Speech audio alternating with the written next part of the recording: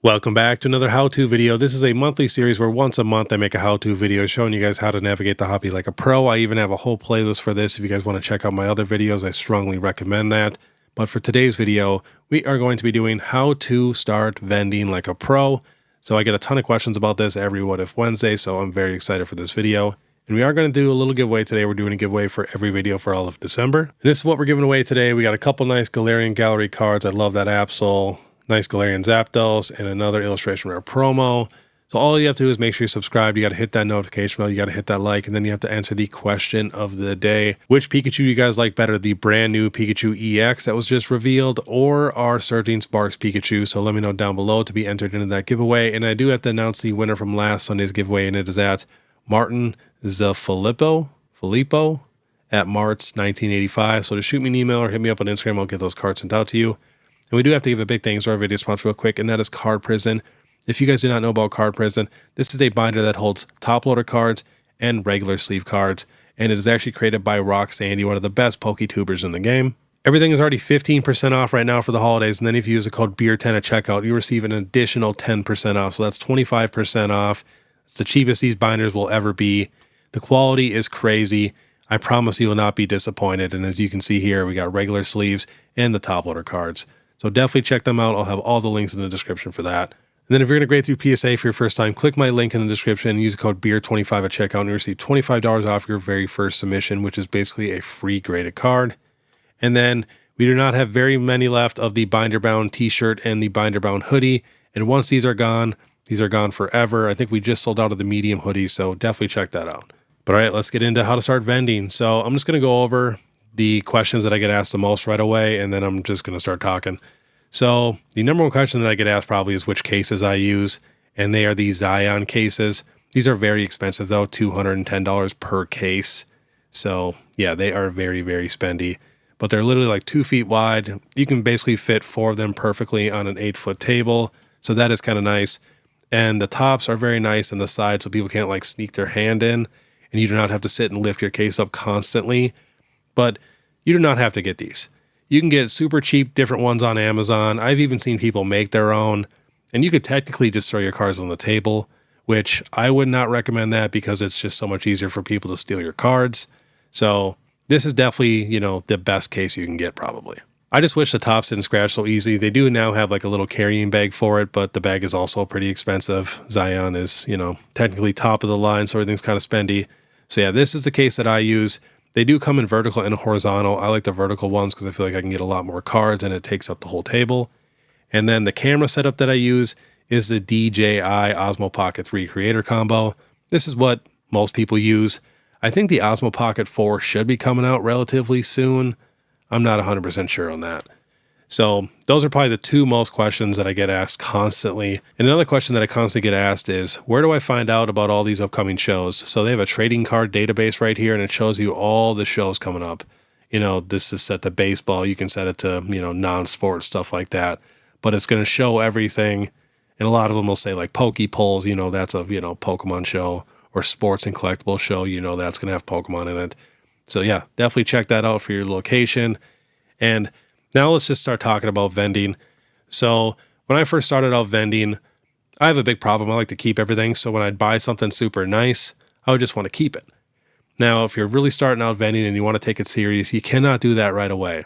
You got to build up first, and then you can start doing that.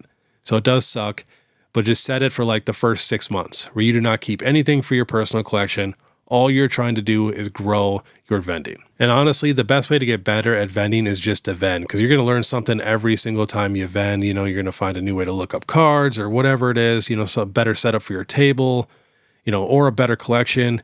And two, the more shows you go to, the better odds you're going to find these crazy collections for really good deals that will make you stand apart from the other people. Because you got to think, when you walk into a big show and there's 500 vendors, I'm going to have to say 450 of them are almost all identical. I've seen it 1,000 times. They all got the same exact cards. They are all at the same exact price. They got the same exact boxes. So you got to just try to stand out, which is one of the main reasons why I started bringing my life-size Pokemon statues with me, which I've already seen a lot of people do. And then two, I was even next to a big sports guy, and we were chatting, and he was liking my statues, and I told him, I'm like, hey, maybe you should get some nice vintage cutouts of like Michael Jordan and, like some of these older players and stuff. And he did that. He said his table was so busy nonstop because he had, a bunch of cool stuff that catches people's eye. That's one thing I am always trying to do. I'm always trying to find different ways to make my booth or my tables just better than everybody else's. That's why I have now like statues for sale. I'm just trying to have so many different varieties and stuff, just so I got stuff for everybody. That's why I have a vintage binder, a modern binder, a Japanese binder, a dollar binder for all different price points. And then too, I even really try to focus on having very affordable cards, because the average person is not spending $500 up on a card every single day. I'd say the average price that people spend on a card is like maybe, $10 to like $70 or $80. So I love cards in that price range. They sell constantly. And then too, the one mistake that I see a ton of people do is they overpay for a lot of these collections and they don't have shows lined up. We were just talking about this on my last What If Wednesday. Like my next show after the one in Tinley Park that I just did in Illinois, it's going to be a month later, because I got a bunch of stuff going on in the middle of the month, so I can't really do shows. So I'm going to have a month break. And with a lot of modern cards coming down in price, I am not buying a bunch of modern cards at that Tinley Park show. I'm recording this the day before I leave, so I don't know how that show went yet. But I'm only going to be buying like mid-era or vintage, stuff that I know will not go down in price. So if you're at a card show and you do not have another card show lined up and you're buying a ton of modern stuff, you have to be very careful, especially with the market right now and stuff coming down in price.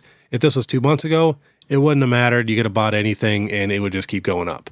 But I know a ton of people that lost a lot of money these last couple of months because they bought so much modern, and pretty much a ton of it dropped like 25 to 50%. And then like the mid-era dropped a little bit, but still barely anything. And then vintage is actually going up right now. So that's why I'm only sticking with vintage for this next show.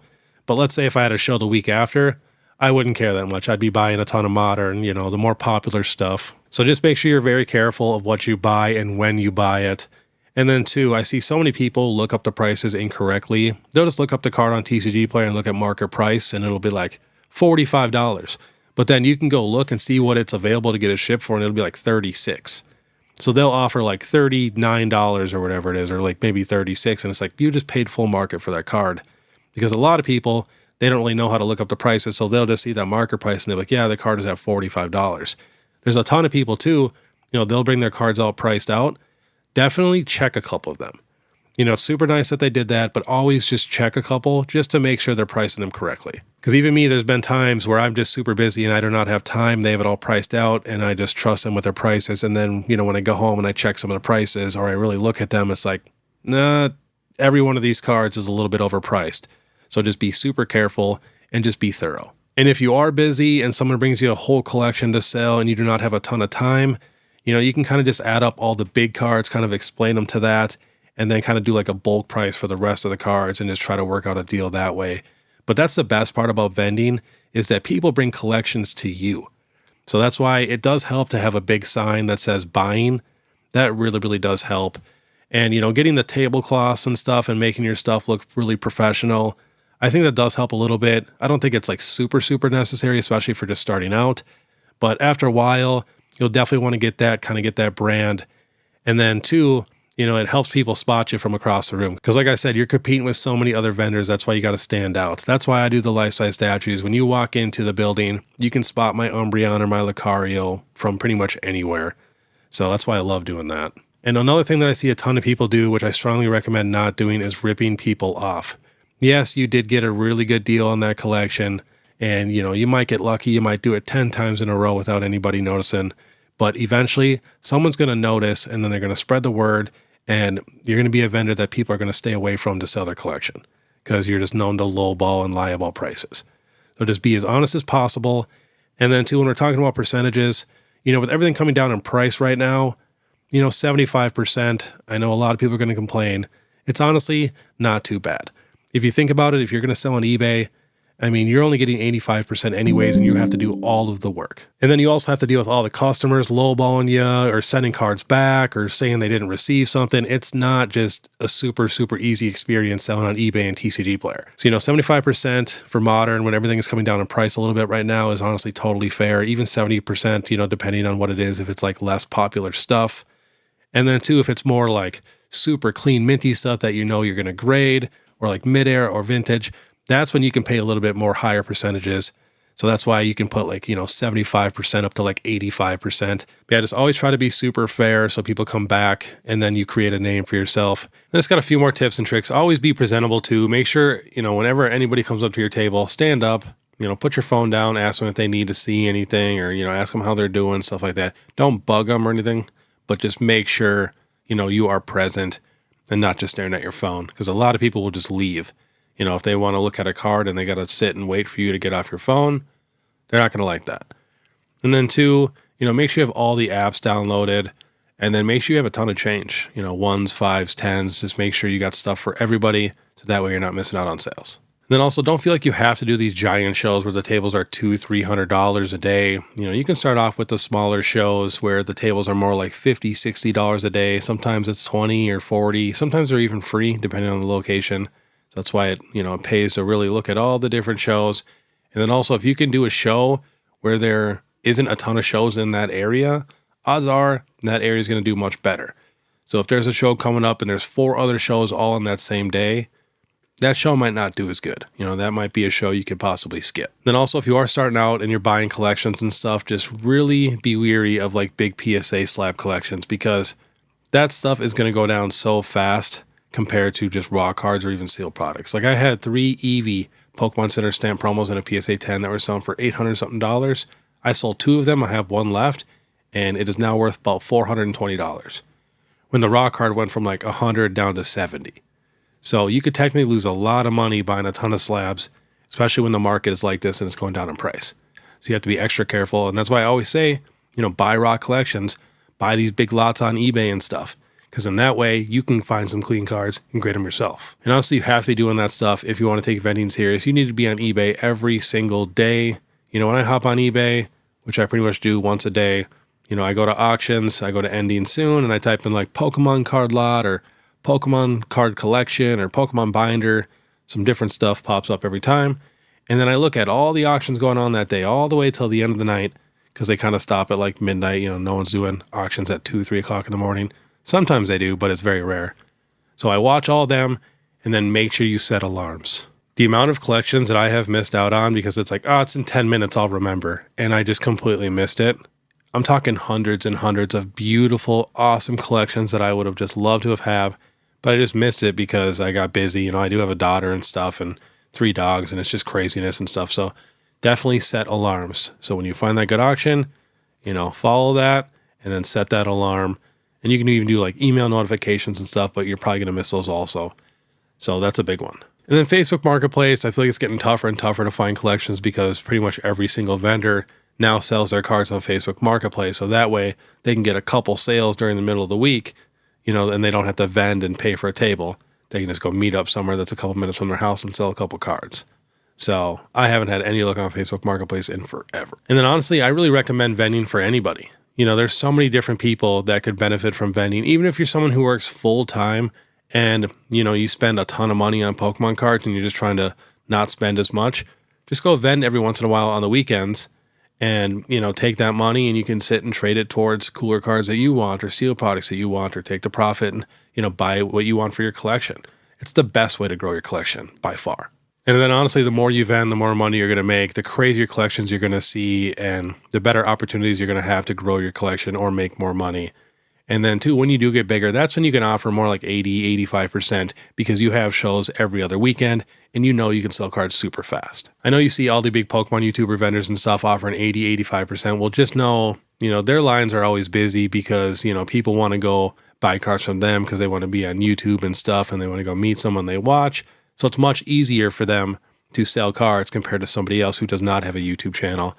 And I strongly recommend, if you guys are going to vend, you might as well record it and you might as well make a YouTube channel. I promise you, if you do that and you have a decent mic and a decent camera and, do a whole long form video, and then you really have to take that long form video and make it into as many shorts as you possibly can or reels, and then you got to post those reels every single day in between your next vending video. That is exactly what I am doing right now. I'm trying to make a massive push towards my vending content because you got to think the other big PokeTuber vendors, they vend literally 4 times a month. I vend maybe once a month because I have all my long form videos that I do. It's hard to pop off as a Pokemon YouTube vendor when you're only doing 1 video a month as a vendor.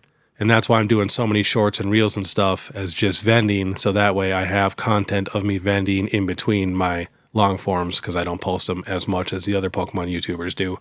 And then also make sure you start, a YouTube, TikTok, Facebook, Instagram, start them all at the same time. I wish I would have done that, because right now I'm working my butt off to try to grow those other channels to catch up with my YouTube. And if I just would have started it all at the beginning, they'd be much more equal. And then another good thing about recording and making a YouTube video is you have video proof if anybody steals anything. So that is a big one, especially once you get bigger and you start dealing with bigger and more expensive cards. That's another thing you guys have to be super, super careful. I keep seeing stories of people getting their stuff stolen, as a vendor, like at the hotel or in their car. So just basically have that case on you at all times and make sure it is safe. But all right, that was pretty much all I can think of. I'm sure when I'm editing, I'll think of a couple other things and I'll put it down below in the comments. And same thing to you guys. If you guys can think of anything that will help, put it down below. So that way when people come here, they just got a one-stop shop for all the vending info. But all right, if you guys like this content, please make sure you subscribe, hit that notification bell, hit that like, and then answer that question of the day to be entered into that giveaway. If you guys want to support more, you guys can check out my Instagram, my TikTok, my Facebook, or my YouTube membership. It's only 99 cents a month. But all right, I want you guys to have a great day. Then if you guys want to watch my last Pokemon Find Friday, which was a crazy one, click this video here. Otherwise, we'll see you next time.